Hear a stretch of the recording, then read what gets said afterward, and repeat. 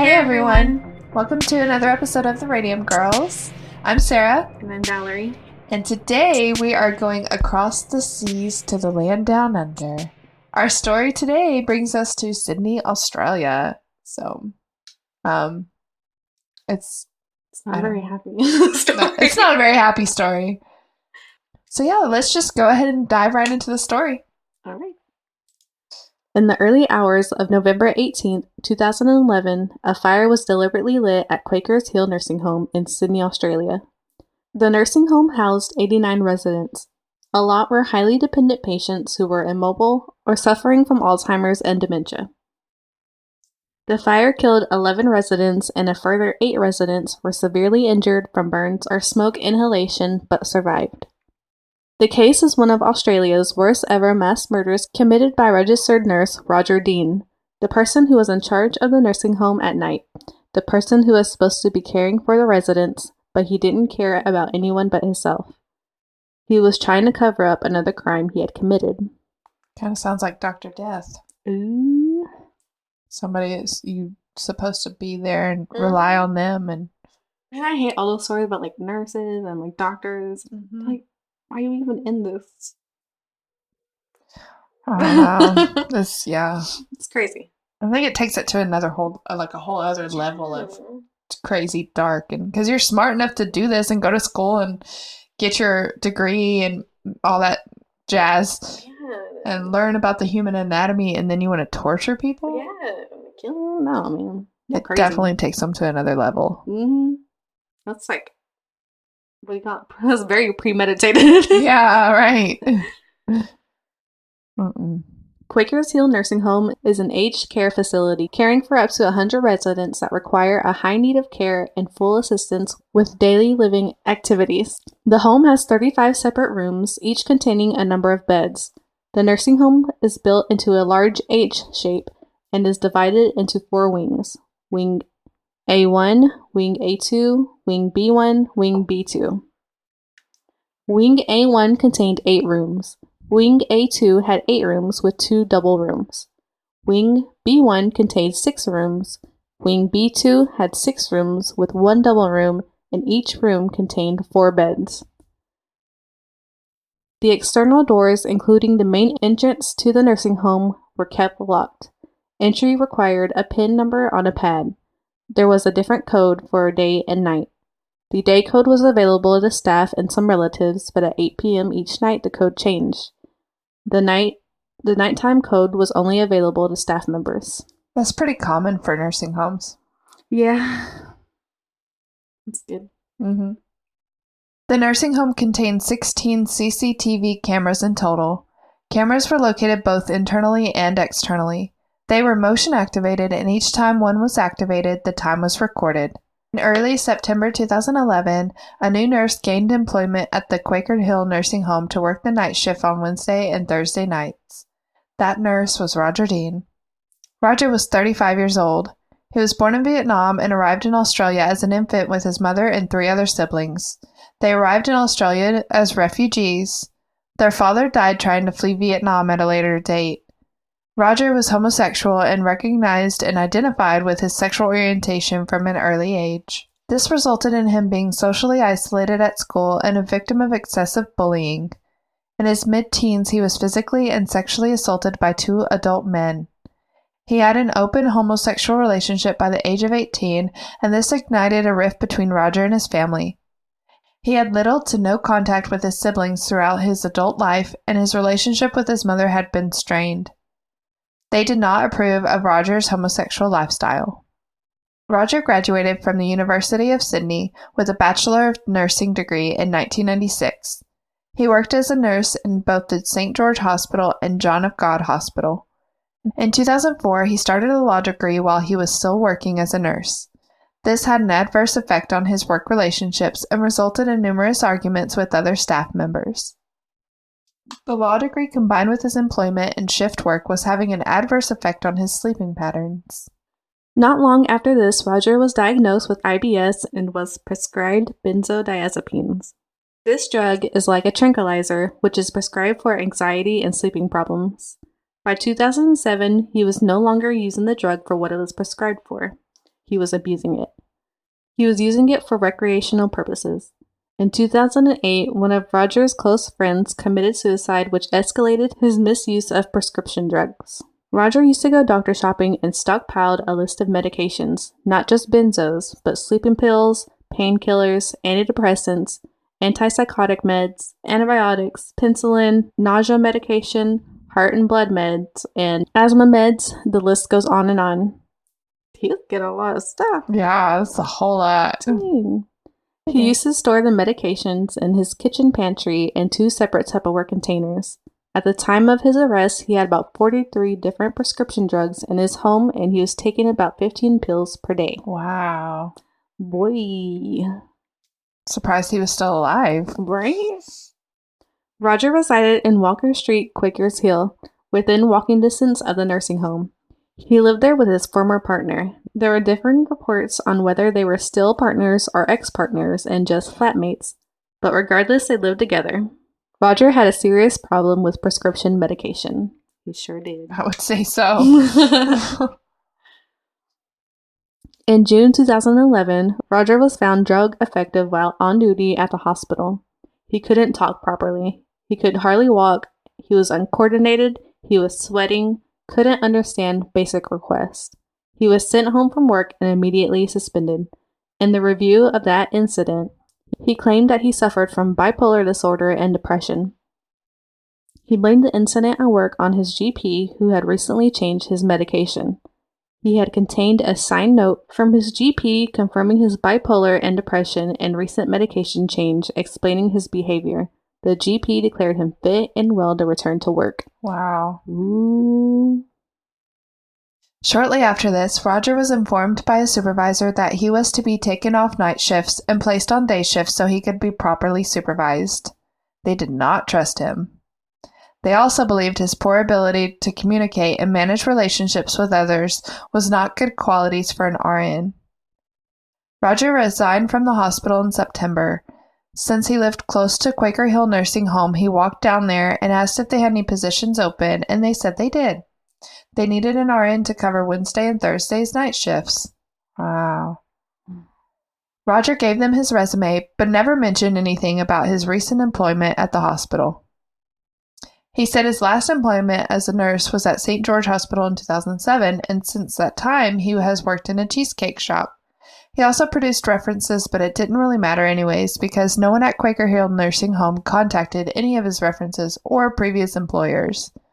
He was hired based on his resume, which was misleading, and a quick interview. They had no idea about his poor recent history at the hospital and the fact that they didn't trust him there. This feels like Dr. Death. Yeah. That's crazy. He got his start at Quaker Home Nursing Home in early September 2011 to work Wednesday and Thursday nights. On September 6th, only days after commencing employment, a local fire station officer delivered a training course at the nursing home titled Fire Safety in Healthcare Facilities. Roger had attended the course. The course included a walk around the nursing home indicating the location of all installed firefighting equipment and the location of the fire and smoke doors, as well as the difference between them and how they function. The fire doors were designed to automatically close upon activation of the fire alarm to contain a fire in the wing that it had started in. The fire officer also explained the purpose of the fire indicator panel and the emergency warning system. As well as doctor shopping, Roger developed another method of obtaining medical prescription medications, stealing it from the nursing home. All of the Schedule 8 drugs were stored and dispensed under strict protocols. There were regular orders to ensure all were accounted for. Schedule 8 drugs are prescription-based drugs that have a recognized therapeutic need, but also a higher risk of misuse, abuse, or dependence. So things like oxy, codeine, methadone, and a lot more. Basically, a lot of the stuff Roger was addicted to. The Schedule 8 drugs were stored in a treatment room in the central part of B Wing, between Section B1 and Section B2. Despite being a treatment room, it was never used to treat patients. It was just the drug room. The drugs were stored in a locked cupboard within that room, and the door to the room itself was always kept locked. The door to the treatment room could only be opened by a key on a blue lanyard. The locked cupboard with the Schedule 8 drugs inside could only be opened by a key on a red lanyard. The night shift RN was always in possession of both lanyards. Whenever he was at work, Roger was the night shift RN, meaning he had both lanyards and both keys. Easy access. Oh no. The nursing home had a strict protocol that required the RN and assistant nurse to be present in order to access the drugs. Each time a Schedule 8 drug was dispensed, there was a drug register that had to be filled out. This included the patient's name, date, time, type of drug, and how much.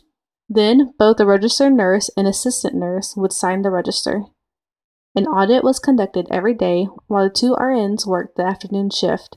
At 8 p.m. on September 16th, an audit of the Schedule 8 drugs was carried out by the two afternoon RNs, and all were accounted for. So that's very strict. Mm-hmm. I mean, I would hope so with that kind of narcotics. Yeah.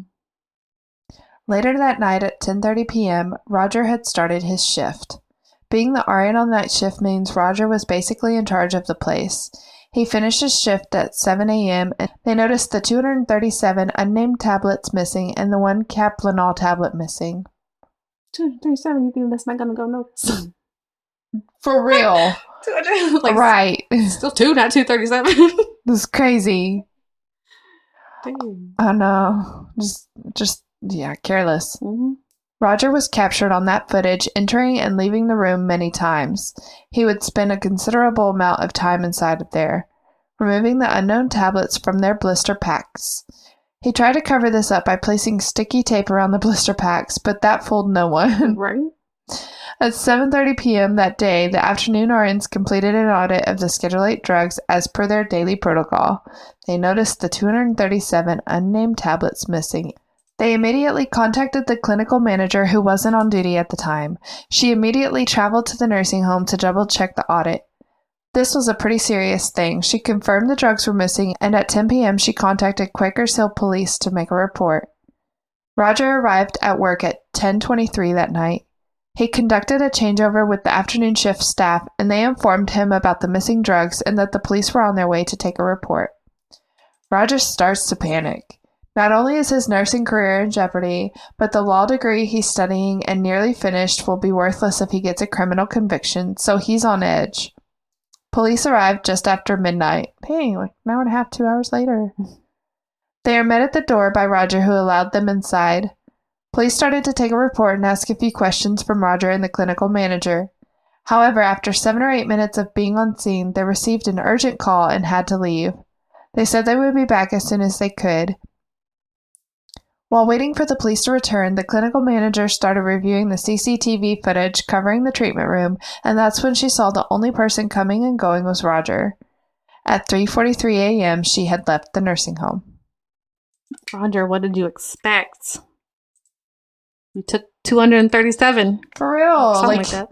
You're supposed to just do one at a time, or one or two at a time, and make up some people's names. Right? That's insane. 237. That's an addict. Yeah. It's crazy. Like, dang, you already had 50 prescriptions. Prescriptions. Yeah, that home. thing. Dang, man, how much you need? For real. Mm-mm. The police still haven't arrived back, and she wasn't able to wait any longer.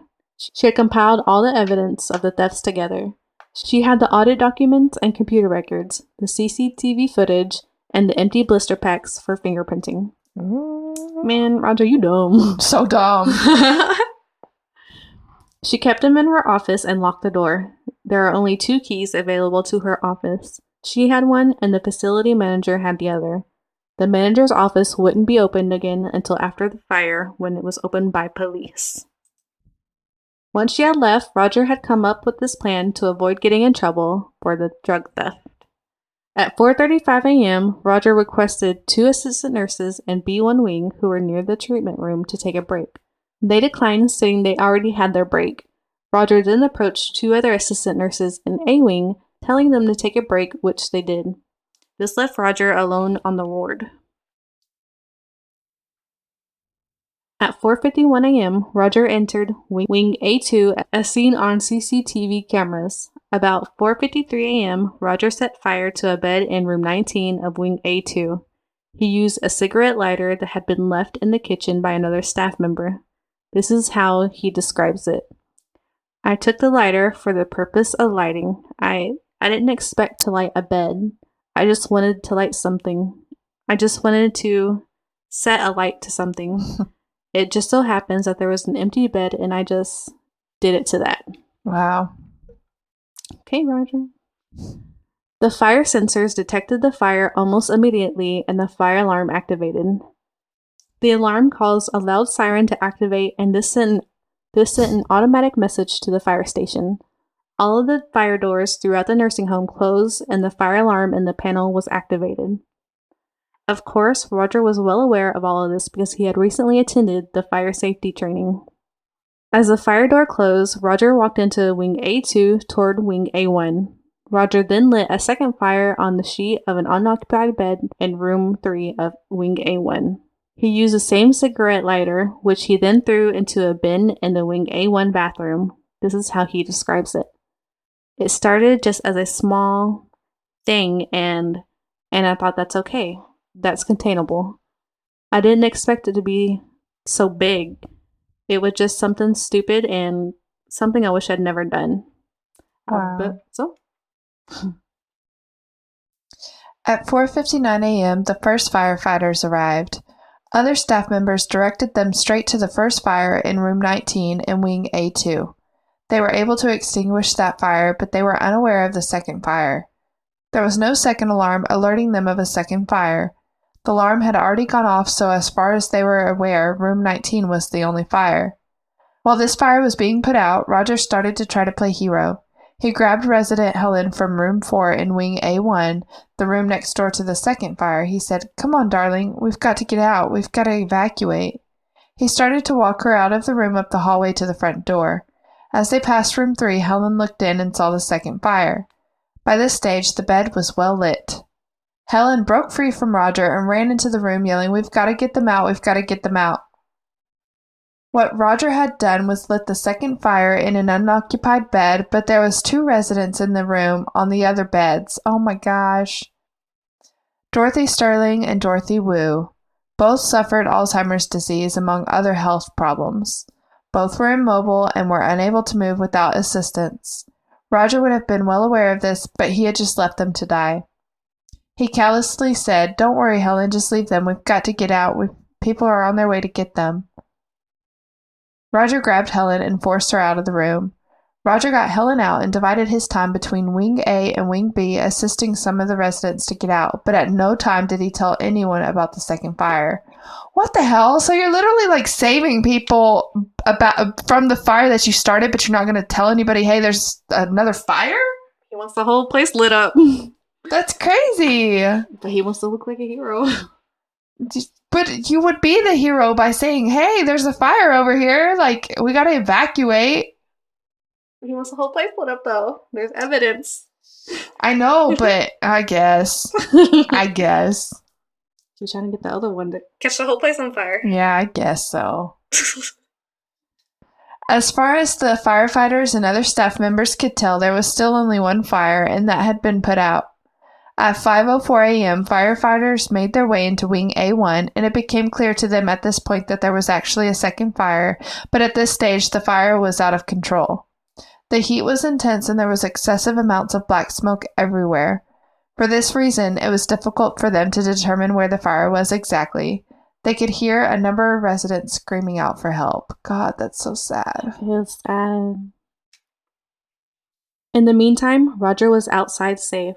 He helped move residents away from the building as they made their way outside. At 5:15 a.m., the firefighters found the second fire in room 3. By this stage, the fire was reaching the roof. They got to work on putting it out. They could still hear residents crying out for help. The smoke and the heat was so intense they had to crawl around on their hands and knees to try to find the residents. Damn. They couldn't see anything. They were getting around more by way of touch than anything else. It was a horrific scene. It was so sad. It is sad. There was people in there. Mm-hmm. The residents that could move by themselves were crawling on their hands and knees to get out, with the roof burning above them. Then there were those residents that couldn't move without help, frail and vulnerable, just laying there waiting for someone to come and save them, with the building burning down around them. It's hard to imagine anyone experiencing more terror. In some cases, they were able to wheel patients out. In other cases, they had to make do by dragging them along the floor. They had to do whatever they could to get residents out as quickly as they could. Once they got some residents to safety, they ran straight back into the danger to get more residents out. They did their best to get everyone out, but not everyone could be saved. The fire resulted in 3 residents dying at the scene. Another 8 died later in the hospital, and another 3 died in the weeks and months after the fire. Outside was a horrible sight. Elderly and vulnerable patients everywhere lying in beds, lying on the ground, and being attended to by EMTs. Beds were stacked up everywhere outside. There were police everywhere, firefighters everywhere, and onlookers everywhere. It was estimated there were about 100 firefighters on scene, 100 EMTs on scene, and about 75 police officers on scene. That's a lot of people. Yeah. When you add in all of the residents and all the onlookers and media, the place looked like a war zone. In it all was Roger Dean, standing among the chaos safely outside. Of course he was. Right. Mm-hmm. He remained outside for a while, but between 5:30 a.m. and 6:10, he made 3 separate attempts to re-enter the nursing home through the front doors.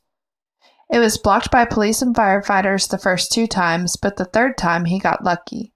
He said to a firefighter, "I need to go inside to get the drug books. I need to get in there." Roger showed the firefighter the 2 lanyards with the keys for the Schedule 8 drug room and the drug cabinet. The firefighter allowed Roger to enter, but he also went with him. That's crazy because they would never let people... Like, what? Go back in, yeah. Yeah, never. Roger went with the firefighter towards the treatment room, but Roger stopped a short way from the CCTV's capture. He handed the keys to the firefighter and told him the location of the drug books inside the treatment room while he waited off camera. The firefighter couldn't open the door, so he called Roger over. He didn't go at first. He was reluctant. He was trying to call out instructions, but eventually he had no choice. He had to walk on camera to unlock the room. He walked in the room, unlocked the drug cabinet, and removed the drug order registers and put them on his shoulder bag and then left the building. Wow. As he was leaving, he said, "I need to go home. I need to get Vinton. I live close by and I really need my Vinton." As Roger left the nursing home, he ran straight into the path of a TV reporter and camera crew, and he made time for a quick interview. This is what he had to say. "I'm Roger. I'm one of the nurses, and there was just a fire, and I just did what I can, get everyone out, and the smoke just overwhelmed me. But, we got a lot of people out, so that's the main thing." Liar. Mm-hmm. He gave that interview while the drug registers were still in his bag. The reason he caused the whole tragedy. Afterwards, Roger walked home where he tore up the pages of the drug order register. He put the pages into a plastic shopping bag and then got his flatmate, Mr. French, to drive him to a shopping area where he disposed of the bag in a dumpster bin. Why wouldn't you light that on fire? If you're going to light anything on fire, light that. For real. You dumbass. Wow. Roger then got dropped off at the nursing home. He was looked over by the EMT and was taken to a hospital. His condition was recorded as presented with sooty residue in his face and clothes, pale skin, and generally distressed. Wow. About 2 p.m., he was released from the hospital and was taken to a police station where he gave a statement. He made no admissions in that statement, just accounted for his actions on the night, minus the part about lighting the fires. Of course. Shortly after making the statement, he was told by police he was a suspect. Ooh.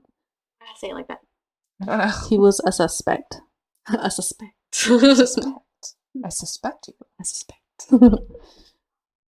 None of the CCTV footage was damaged in the fire. Police had their man pretty much straight away. There was no long drawn-out investigation here. In fact, when he was told by police he was a suspect, they had already had his telephone tapped. Dang. And he had made a call straight away to Mr. French. That was fast. Mm-hmm. He told him what was going on.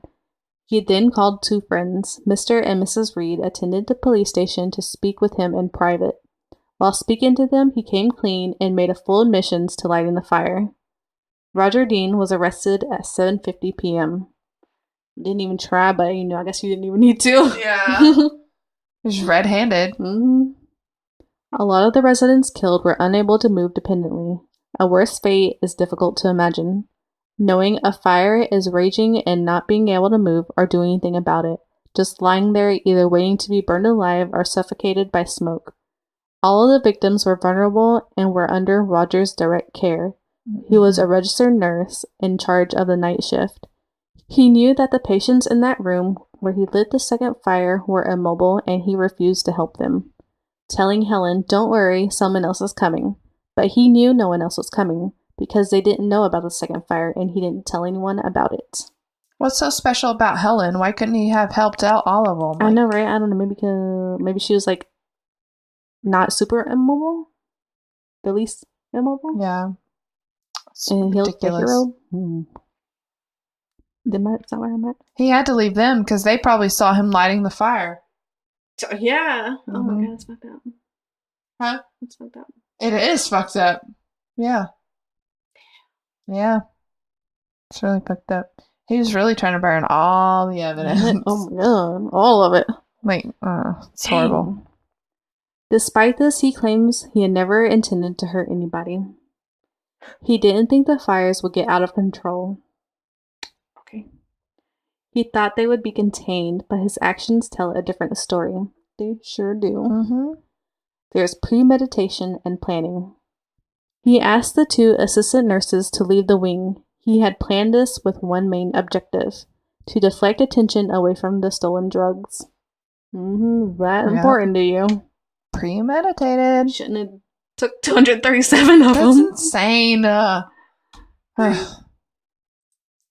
It's been thought that Roger was mistreating patients since before the fire, doing things like giving them no-dose tablets or giving them generic over-the-counter Cytomol tablets instead of their prescribed meds, which he would instead keep for himself.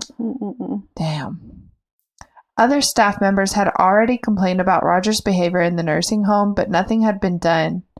Roger tried to shift accountability away from himself by placing the blame on prescription drugs and psychiatric illness and even the devil.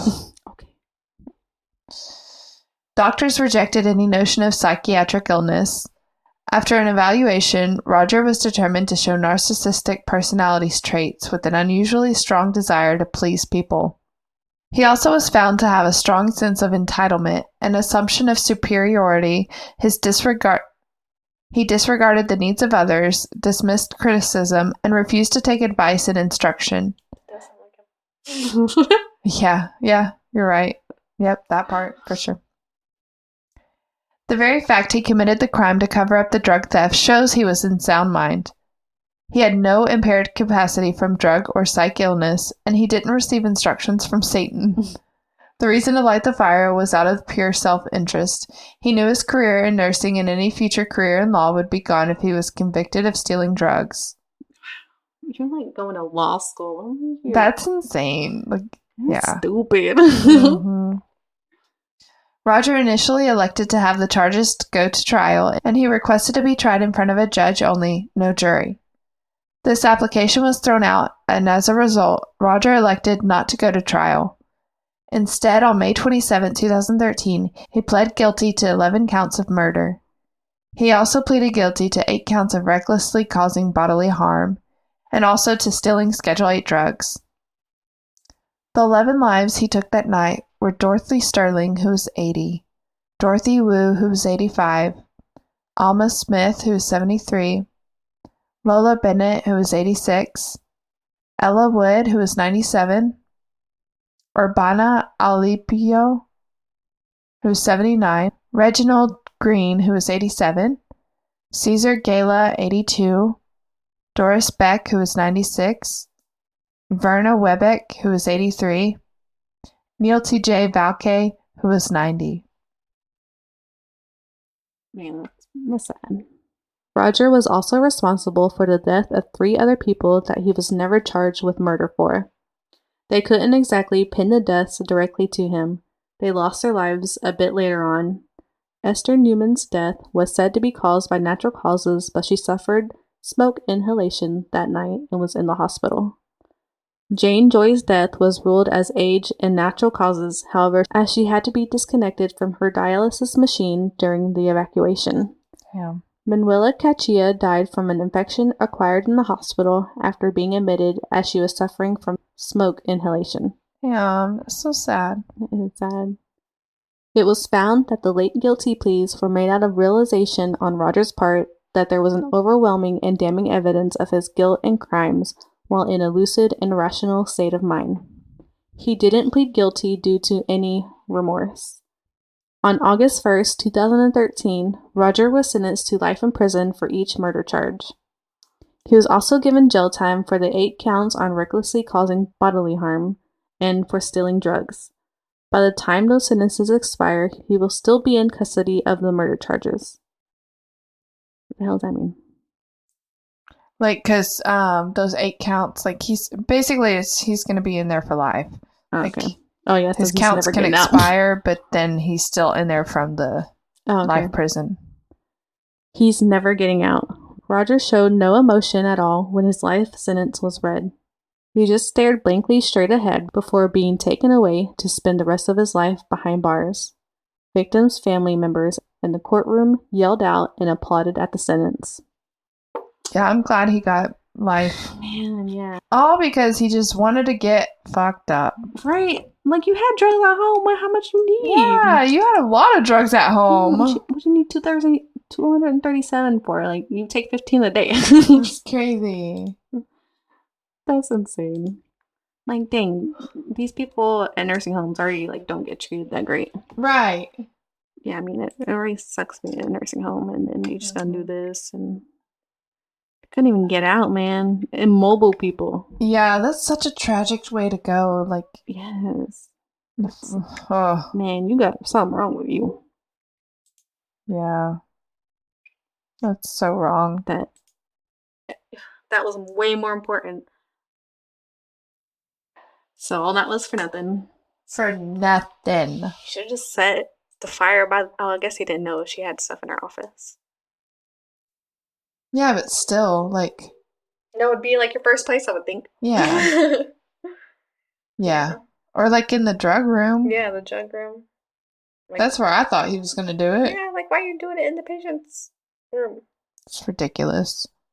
The whole thing. He's crazy. I know, for drugs. Really?